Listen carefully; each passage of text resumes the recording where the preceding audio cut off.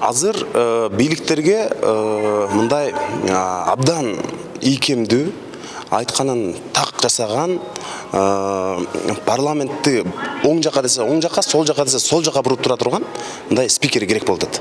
Чыныбай Турсунбеков анча-мынча сөздөрдү укпай койгон үчүн эми мүмкүн болсо оппозициялык маанайдагы бир дагы парламент трибунасынан сөз айтылбаш керек дегенге булар алып баратышат.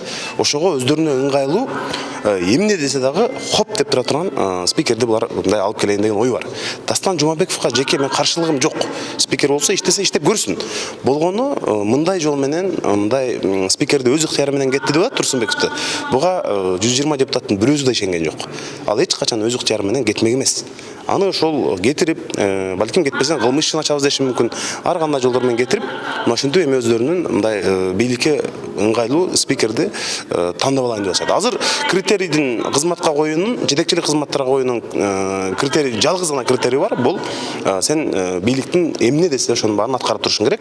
Мыйзамсызбы, бардык чечимдерди сен өткөрүп берип турушуң керек. Ошол эң башкы критерий. Профессионалдуулук болсо мыкты, тажрыйбалуу кишилер бар парламентте деле. Эми бирок ошондой да.